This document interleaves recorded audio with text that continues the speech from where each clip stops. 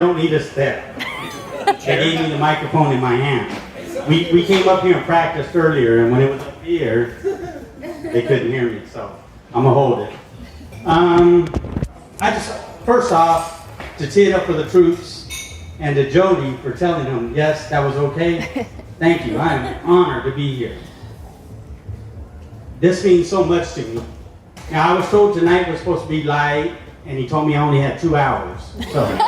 So I'm going to take all 2 hours. And so just so you guys know, if I piss you off tonight, I apologize, because Saturday I'm the MC again. And it will happen again. But Saturday will be more serious. So tonight, I just want to tell you guys, thank you to all the sponsors, because we couldn't be here if it wasn't for you. So thank you.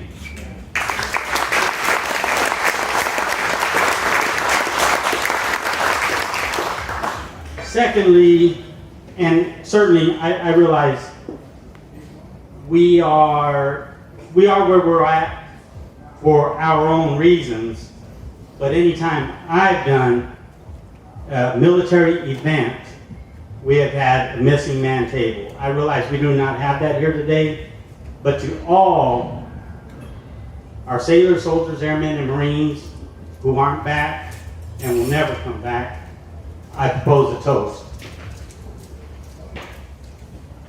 To all our missing comrades.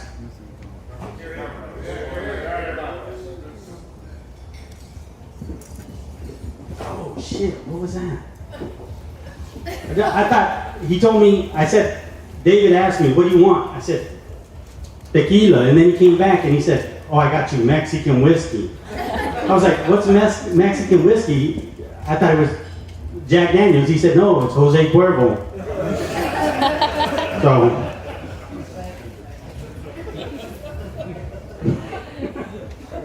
okay, so I told, me and Tim talked about this, and I asked him, could I start with a true story? Because I would never fabricate anything. So I'm going to start with the true story. Last night, after we got done with our thing down here, we were going to play poker in my room, and Brandon is trying to get his high school diploma or something. And so David's like, let's go have a drink. And I was like, okay, David, let's go. So we went to the bar, and the bartender, cute lady, much younger than I am, she's talking to us, and I want to make clear that I have no interest in her advances. And so I get up to go to the bathroom, and when I come back, I hear David telling her, well, I was a master sergeant and my job was this, but he was a first sergeant and his job was to be an asshole. And so she said, you know, First Sergeant, I think I figured it out. And I said, well, what's that, ma'am? She said, when was the last time you had sex? And I looked at her kind of shocked, and I was like, well, ma'am, 2015. And she said, well, that's it. It's been 8 years. So I grabbed my phone, I looked at it, I said, David, isn't it 2100 now? So, if I offended you, I apologize. It really was 2015, the year. Okay, all right, I'll try to get more serious. Okay, so the whole goal behind, I've never been called an idiot, so please do not start that. The whole goal behind Reunion is to bring all of us together, reunite all of us. So for those of you who haven't seen somebody for many years, I mean, my reunion is a little bit different, and I really don't want to talk much about it.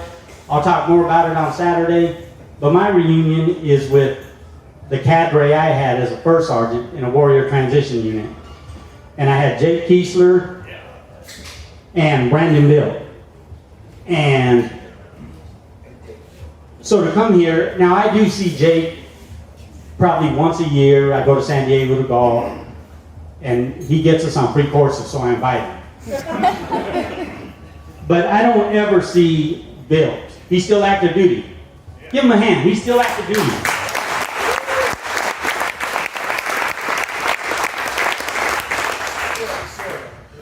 Thank you, buddy. No, he's in the Army. Well, almost Air Force, but he's still in the Army. And so it means so much to me to be able to be here with these guys. Guys that I served with, guys that meant so much in my life. And I hope that I had a positive impact on theirs. So that's my reunion this year story. And so the whole purpose of this is to create an atmosphere of togetherness. Some of you see each other quite often, others probably haven't seen somebody. My first reunion, I hadn't seen somebody in 15 years. And so it was absolutely amazing, even though he had gained 60 pounds at that point. But it was still amazing. And so they've been doing this for 11 years now. Started in 2012 with 15 warriors. In 2015, they added spouses and caregivers. And that is when it really took off. And in addition, they have, right now, a lot of nonprofits do a lot for post 9/11 veterans. I think it's extremely important, and obviously Tee It Up for the Troops feels extremely important to honor Vietnam veterans.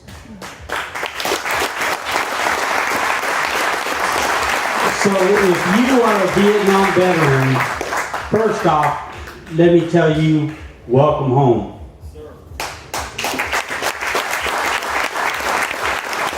Secondly, I ask if you are a Vietnam veteran, please stand up.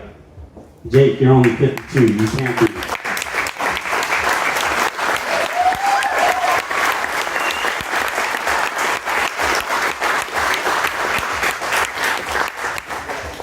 God bless you. God bless you. You changed my life. And I can never thank you enough.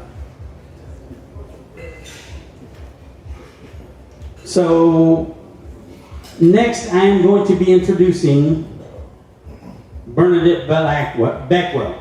Sorry, it's kind of dark up here. I'm kind of old. She's going to come forward. No, I'm not drunk yet. She's going to come forward and share why those who have been to war yearn to reunite. Bernadette is originally, I'm going to read her bio. Originally from Superior, Wisconsin, she joined the U.S. Navy in 1990. As a naval seaman recruit and boatswain mate in 2007, Bernadette was sent to Afghanistan on an individual assignment to support an Army contracting building. After returning to the States, she was medically retired as a naval lieutenant with a total of 22 years and 10 months of service.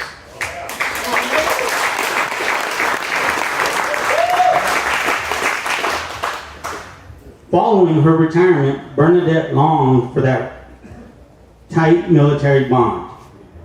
She found that in the game of golf via Salute Military Golf Association. Bernadette.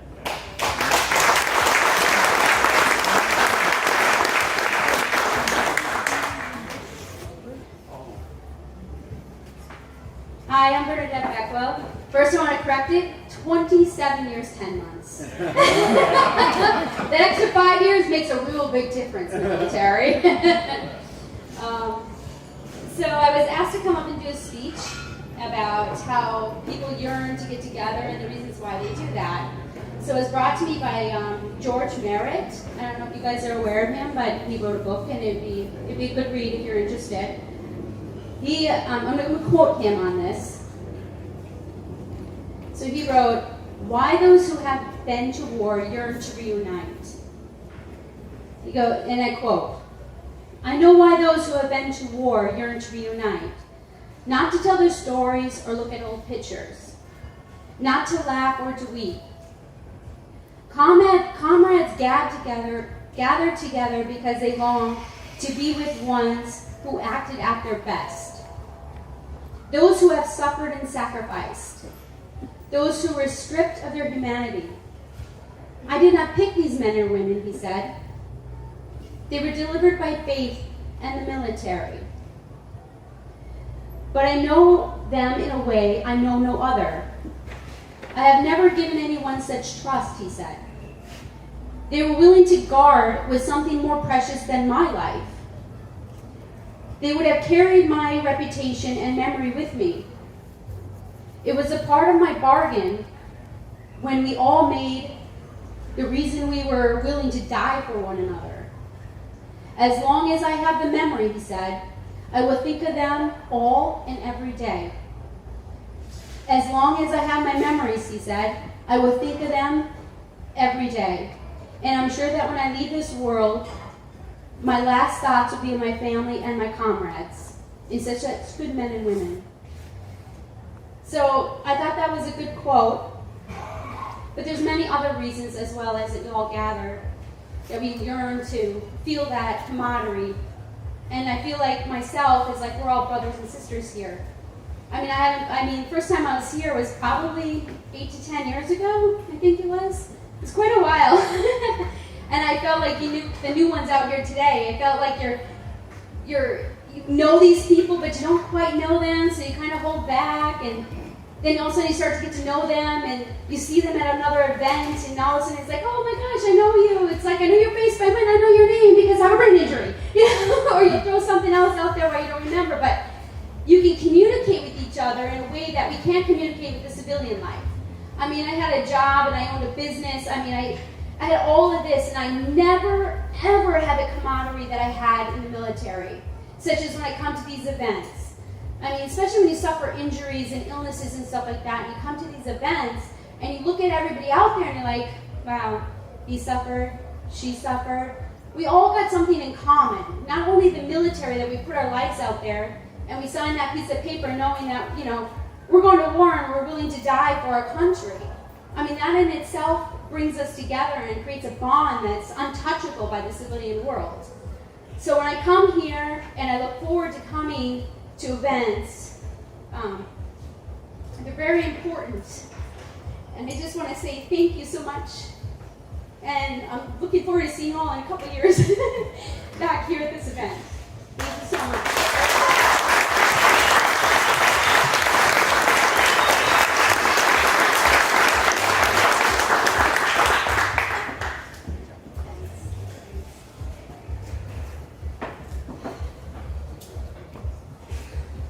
Thank you, Bernadette. That was amazing. So I've been asked to come back up here to tell a few more jokes. That's not what you asked me to do? No, sir. All right, well then I won't.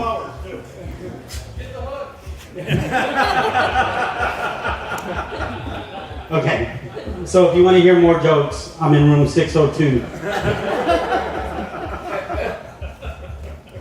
Nice try. Jake said he'll be in his Speedo. That's the front side. All right. So tonight, Bernadette, you did an amazing job. Thank you. We also have another guest speaker, and I'm supposed to say good things about him, but I don't know that I really can. But I was the best man at his wedding, so he is my best friend. Amazing guy. No, I'm not crying. Over you. Again. Break my heart once. David Booth has been an amazing man in my life. He's brought so much joy and happiness. Oh, man. Some more Mexican whiskey. Thank you. And we spent a few years together in San Diego, golfing 4 days a week, taking care of soldiers, and absolutely just an amazing guy.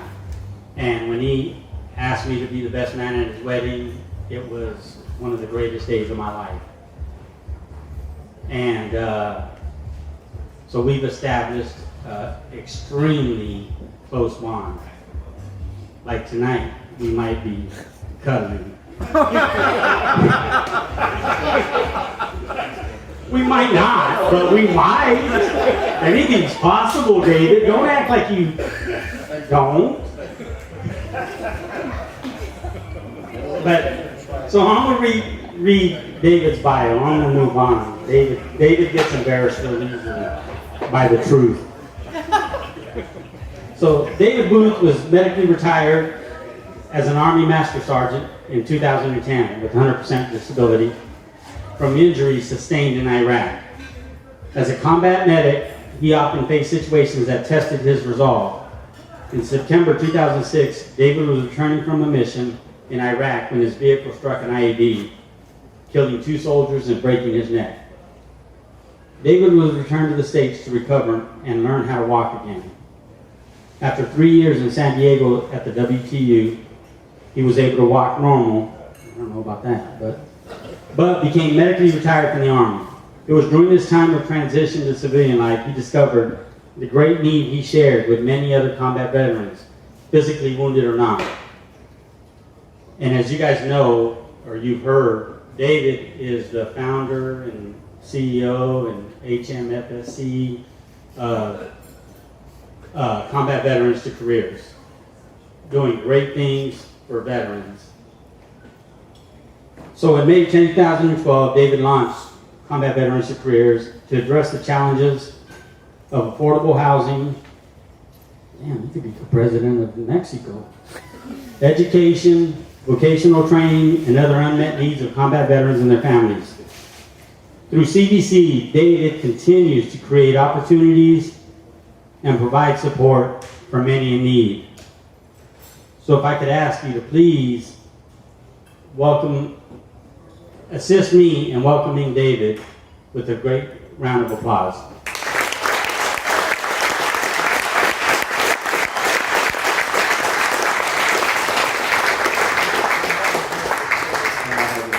I got 1 minute.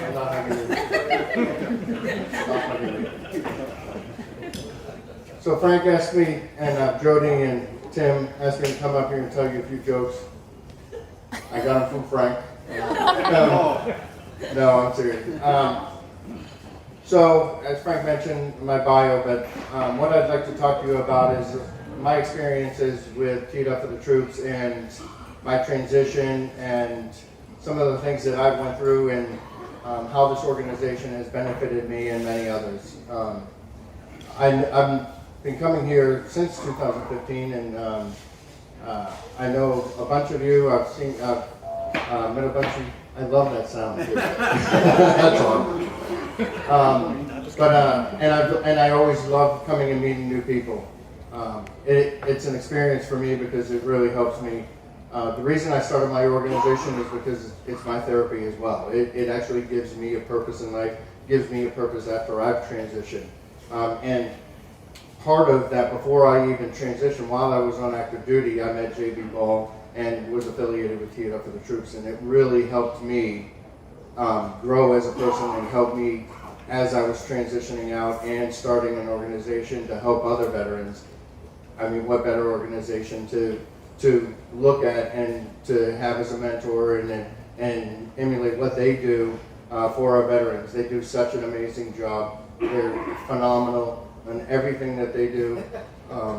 And so they've helped me in so many different ways, not even just coming down for reunion or reaching out. And I mean, Tim and Jody have been a resource for our organization, for many organizations, and many veterans and their spouses, and that's why we're all here.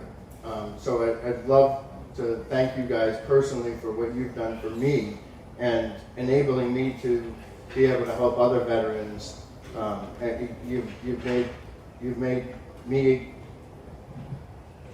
be able to really become whole and help others, and with my therapy as well.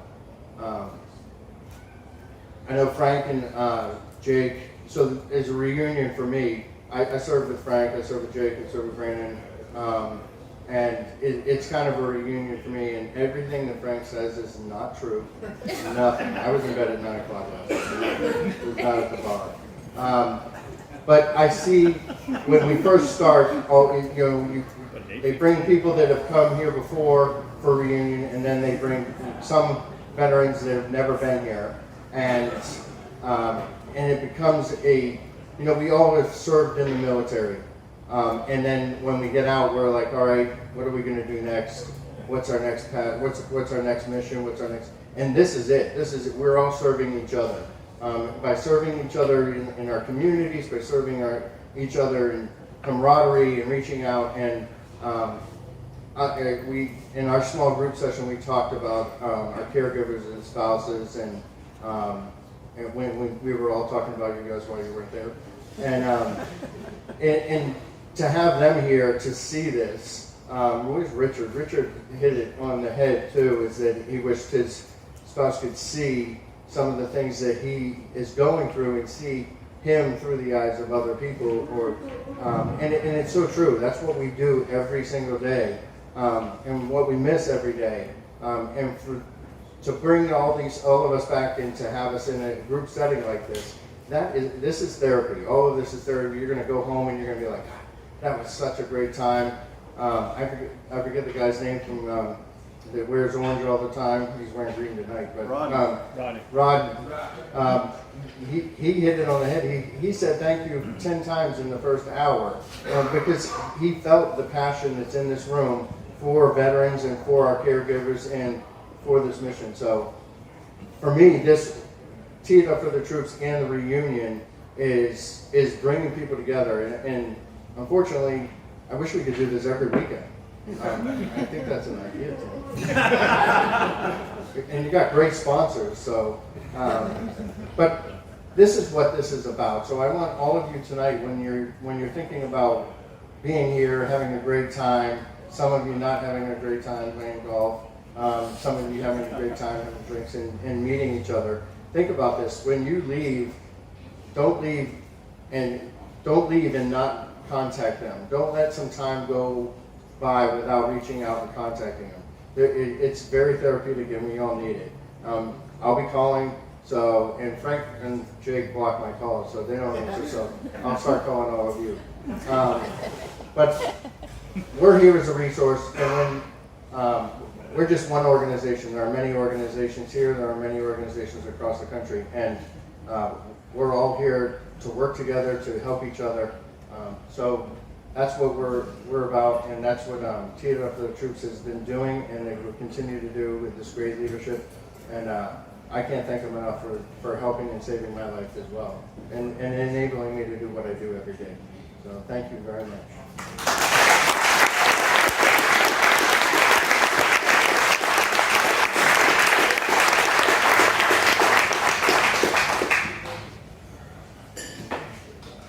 All right. Thank you, David. Thank you, Frank. We love you both and are very appreciative for you sharing your story with us tonight. All right. So many of you know about Tee It Up for the Troops' relationship with Create-A-Vets. You've been here before. You've gotten to listen to songs that have been performed. We are blessed tonight to have 3 songwriters with us. So Create-A-Vets songwriters, they meet with warriors. The warriors get to tell their story, and these amazing songwriters put those stories to a song. And so we have some warriors who are here with us this weekend. They're going to get to meet with Create-A-Vets tomorrow, and we're going to hear those songs on Saturday night. But tonight, these songwriters, they have songs that have topped the charts. They have songs that they've written themselves, and so they're going to share some of that with us. I'm going to give you just a quick bio on each of them. Rob Blackledge. Rob was born in Mississippi. He's lived and worked in Nashville for the last 20 years. He has 3 boys with his wife, Emily, and Rob works as a songwriter, an artist, a therapist, and a performer. We have Johnny Bulford, originally from Central Florida, so right here. Johnny resides in Nashville. At the young age of 12, after attending a Garth Brooks concert, Johnny told his mom that that's what he wanted to do. By the age of 15, Johnny was landing opening acts for artists such as Blake Shelton, Josh Turner, Gretchen Wilson. And Johnny is married to none other than our next performer, Heidi Ray. Heidi is Canadian-born songstress, growing up in a small town outside of British Columbia.